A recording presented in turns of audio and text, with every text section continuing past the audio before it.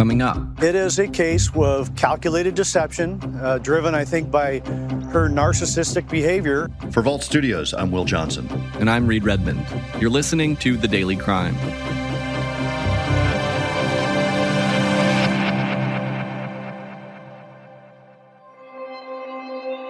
The Denver Police Department is asking for the public's help finding whoever's responsible for the theft of a box of human heads. Well, this certainly isn't the kind of thing you'd think someone would want to steal, but it's happened and it's making headlines. Someone stole a box containing human heads. And in California, a 39-year-old mother and wife from Redding, California, has been released from jail after posting bail, 5 days after she was arrested on charges related to faking her own kidnapping back in 2016. We'll have the latest updates on the Sherri Papini case. Sherri Papini released in just the last hour, and you can see her running to a waiting car. The mother and wife is accused of faking her own kidnapping. She was ordered to be released on a $120,000 bond.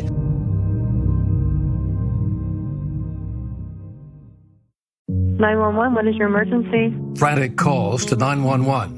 Crime scenes and lives violently ended. Police officers arrived to find that she had been stabbed well over 20 times. Secrets and lies, and the search for suspects. Your wife, she's being arrested and charged with murder. Trials and verdicts. The defendant is guilty of first-degree murder.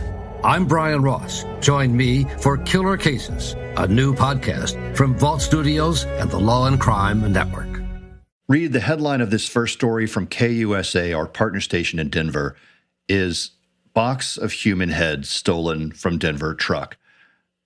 I mean, what on earth happened? Well, you kind of said it. A box containing human heads was stolen from a truck. The important context here is that the truck was taking the box to a company called Science Care, which, according to KUSA, is a company that facilitates tissue donations to medical researchers and educators. So these body parts had been donated to science? Yeah, exactly. The CEO of the company Science Care confirmed to 9 News that the box did belong to them. According to their website, they're a, quote, body donation to science program. So essentially, they have a website where anyone can register to say, hey, this is my wish that when I die, my body should be donated to this company. And then when that happens, the company Science Care says 96% of accepted donations are used to somehow advance medical research through things like medical education and research initiatives. Which explains why there was a box of human heads on a truck in the middle of Denver. Right. And the CEO of Science Care, Tricia Hammett, said in a written statement that the truck itself was actually not there. She described it as a, quote, secured truck operated by a third party specializing in the logistics of donated tissues, end quote.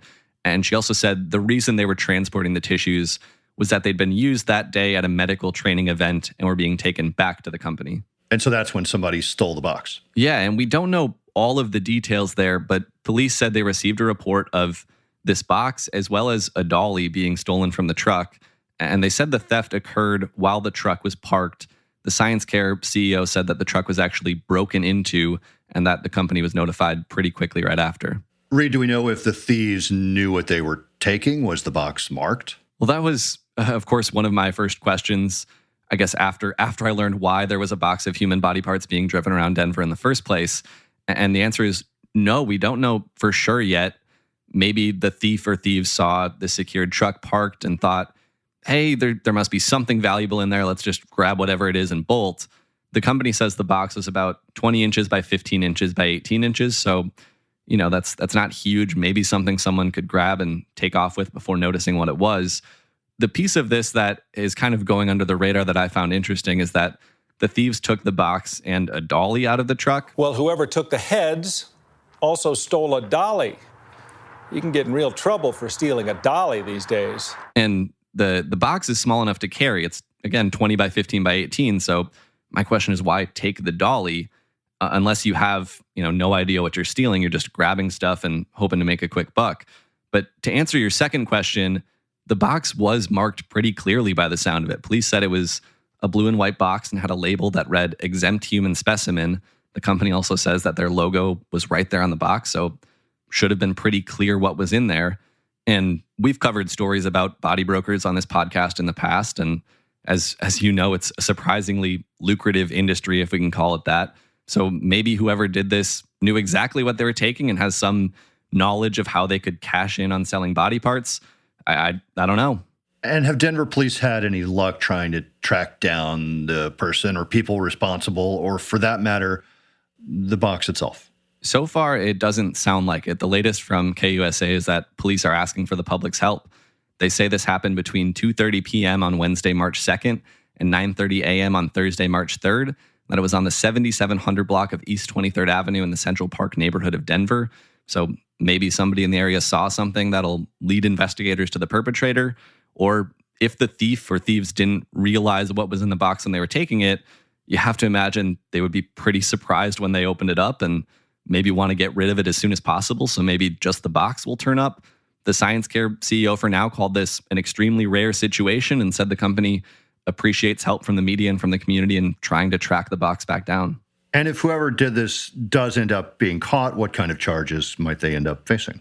Yeah, that's a piece of this that would be kind of interesting to find out. Of course, there's the theft itself. The theft of human heads in a box could be anywhere from a petty offense to a felony if the value of the heads in total is above $2,000. And KUSA's legal analyst, Scott Robinson, said that he thinks there could be additional charges on top of that. There's an argument that could be made that if these heads are simply disposed of, thrown in the trash, that's abuse of a corpse. And that's a felony in Colorado.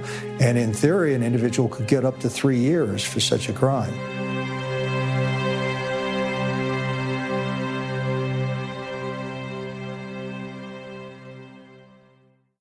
Sherri Papini was arrested last week in Northern California. Investigators believe she lied about her own kidnapping back in 2016. And the latest is that after a court hearing earlier this week, Papini was released on bond. Will, you spoke to Madison Wade at ABC 10 earlier this week about the case and about the charges. First, remind us what happened back in November of 2016. Sherri Papini, who is now 39 years old, disappeared on Thanksgiving Day of 2016. Her husband, in fact, called 911 and reported her missing. She reappeared just 3 weeks later, the side of a road not far from Redding, California. She had bindings on her body, injuries, her hair had been cut short, and she really looked like she had been through a horrific ordeal. At the time, Papini told police she'd been held at gunpoint by 2 Hispanic women, and eventually sketches were released of her captors, of those women. Just last week, federal investigators moved in and arrested her. So this has been 5 years or so. And we've heard new details this week about her arrest.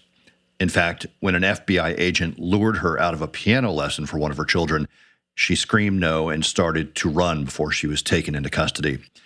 Charges she's facing are lying to federal agents about being kidnapped and defrauding the state's Victim Compensation Board of $30,000.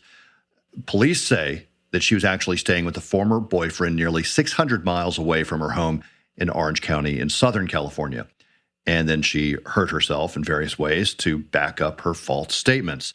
But again, before I get to the latest developments, when you look back at all the time and effort involved by investigators, it's been just a massive amount of money and people who have been involved in this case trying to figure out what happened. And there was a lot of fear in the community at the time because people were concerned that somebody was out there kidnapping women.